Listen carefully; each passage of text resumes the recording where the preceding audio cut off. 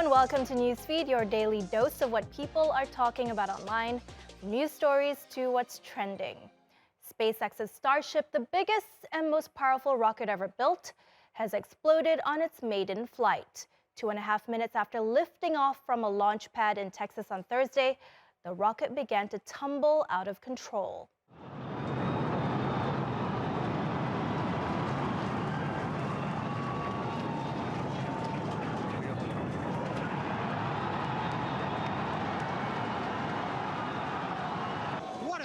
When the ground cameras at Starbase.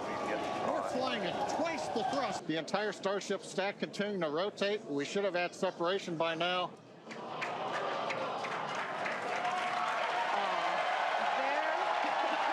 Starship just experienced what we call a rapid unscheduled disassembly, or a RUD, during ascent.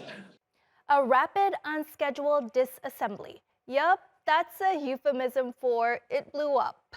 You probably noticed, though, that SpaceX employees didn't seem so bummed out that Starship exploded. In fact, they cheered when it happened. This is a classical SpaceX successful failure. So one of the things that is a hallmark of SpaceX during my time there, and makes it very different from traditional aerospace or what we did at NASA, was this embracing failure when the consequences of failure are low. But the idea is that you have not just one prototype, but you have many, many, many prototypes. And you launch the first one, which is what they did today. When it doesn't work, you very quickly find out why it didn't work, and you find the weakest links in the system. You repair those things, you address those weak links, and you try again. And then you find the second weakest link, and you try again. And in that way, you converge very quickly on the right answer, much more rapidly, and actually in the long run less expensively, because even though that rocket costs a lot of money, what really costs a lot of money are people's salaries. And if you try to get this perfect on paper, and you have a large team working for years and years to try to make it perfect before you even try it, you're paying all those salaries for all those years. It actually is more expensive to do it that way. CEO Elon Musk says SpaceX will have another test launch in the next few months. The firm is known for embracing fiery mishaps during its rocket development process, maintaining that such accidents are the most efficient way of gathering data, an approach that sets it apart from close partner NASA. The flight lasted for about 4 minutes, and so that's actually a lot of time for the SpaceX engineers to gather a lot of information, both on the initial launch, but then also, a fair part of the launch trajectory up towards space. They will be receiving a lot of what we call telemetry data, but data being radioed kind of back down to the ground, telling them the status of all those 33 different rockets, how they were behaving, the sort of aerodynamics of the rocket, was it meeting the acceleration they were expecting. SpaceX's Starship is the first intended spacecraft to be fully reusable for deep space travel. And Elon Musk believes that it'll ultimately be able to ferry about 100 people and 150 tons of cargo to Mars. At 118 meters in height, the rocket is the largest and most powerful vehicle ever flown. It's so colossal that even its predecessors, the Starhopper and Mark I, pale in comparison. It is also significantly larger than NASA's legendary Saturn V rockets that helped send the Apollo 11 astronauts to the moon in 1969. And even NASA's Space Launch System, the SLS, can't hold a candle to Starship's size and power.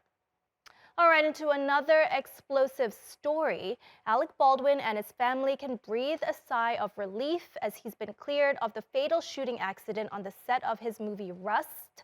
Well, for now at least. Prosecutors said the latest evidence made it impossible to proceed with the charges against the award-winning actor. Baldwin and the movie's armorer, Hannah Gutierrez-Reed, were charged with 2 counts of involuntary manslaughter after a prop gun fired and killed a cinematographer during a rehearsal in October 2021. The actor maintained that he didn't pull the trigger and had no idea that it contained a live round. New evidence suggests the gun was modified, so it could have fired without Baldwin pulling the trigger. The actor posted a picture of him and his wife on Instagram after the news that he'd been cleared of the charges, and wrote he owed everything to her and his lawyer, Luke. All right, our next story is one of an audacious prison escape, an elaborate cover-up, and a botched attempt at freedom. South Africans are obsessed about how convicted killer and rapist Thabo Bester and his girlfriend, a doctor to celebs, almost got away with it. Thabo and Nandipa Magudumana, a glamorous doctor who was widely idolized in South Africa, appeared in court this week. This is just unbelievable. So an infamous South African killer faked his own death, escaped a maximum security prison, and got caught a year after living with his celebrity doctor girlfriend in a mansion. We're just as shocked as you are. Thabo Bester was arrested with his girlfriend in Tanzania as they were reportedly about to cross the border into Kenya with multiple passports. He was eventually escorted back to Johannesburg under heavily armed guards, while his celebrity girlfriend, Dr. Nandipa Magudumana, followed closely behind. She's been accused of helping Bester plan his jailbreak. Could this get any more crazier? She allegedly snuck a dead body into the prison to help him fake his own death in a fire so he could escape. Thabo was sentenced to life for murdering his girlfriend in 2011 and for raping and defiling 2 other women. South Africans call him the Facebook rapist because he used the platform to lure girls with the promise of jobs as models or in the promotions industry. It's believed that Nandipa met Thabo at university and regularly visited him in prison.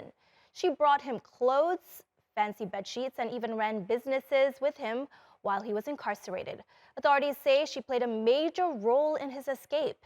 And how's this for confidence? Turns out that Nandipa and Thabo continued with their scams while he was hiding out.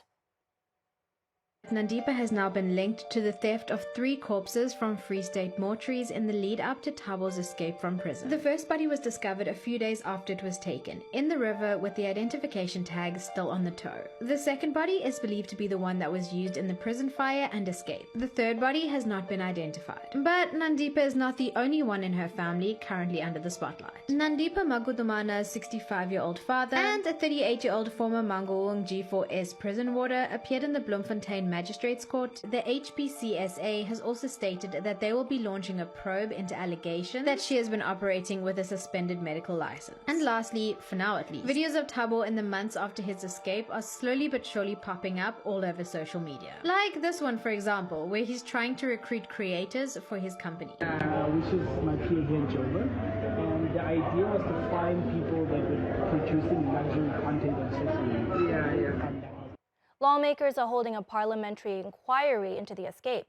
Government ministers, officials, as well as the private prison's top brass are being grilled. Are you honestly sitting here this morning telling us that this escape of Hollywood proportions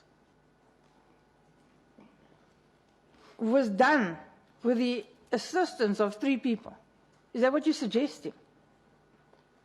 I'm not suggesting that, Honourable Member. I'm saying that those are the individuals who did not follow policy and procedure. That's just simply not possible. It had to have been so many more.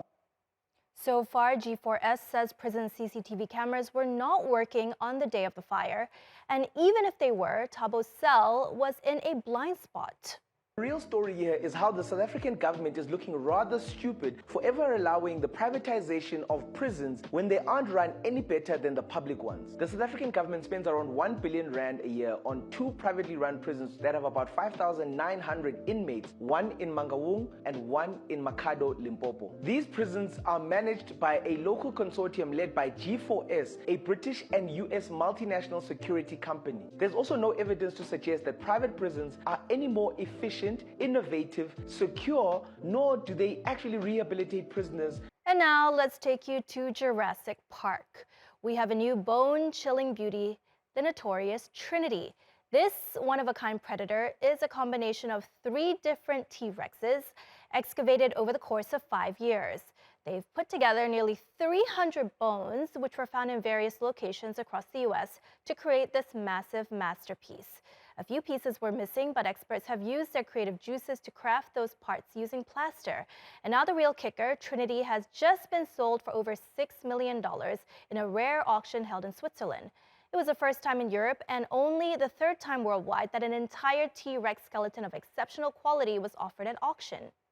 It's no surprise that collectors were going wild for this bad boy. After all, who wouldn't want a 3-in-1 dino on display in their living room? Jokes aside, experts have warned that putting specimens in private hands and out of the hands of researchers could be harmful to science. The buyer is a European collector, not only a dinosaur collector, but he collects also art, all the modern art, and he's European, and I'm 100% sure we will see Trinity in the future somewhere again.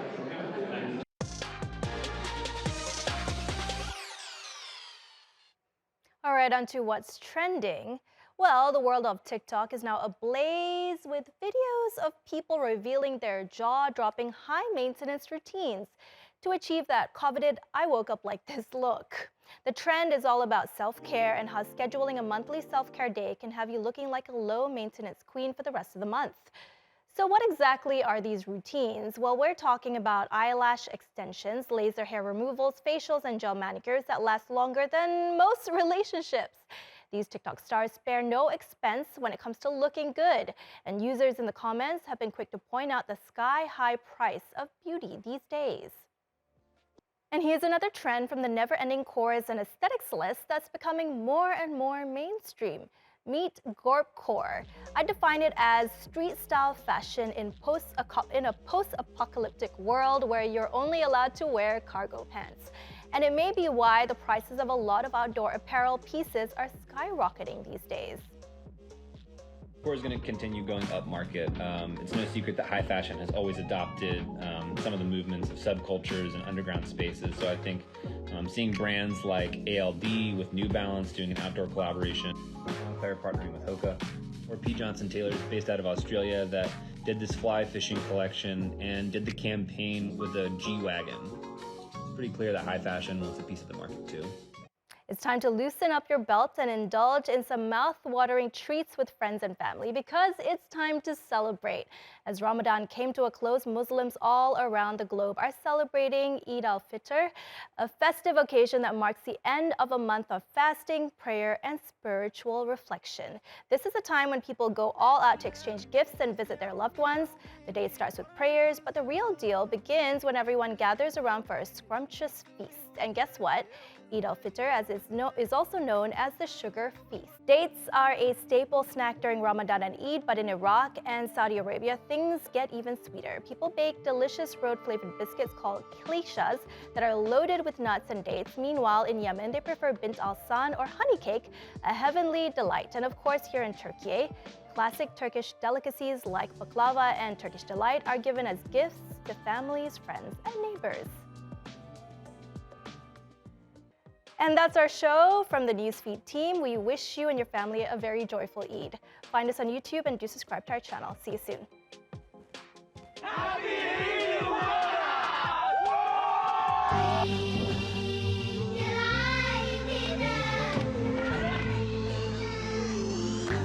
Eid!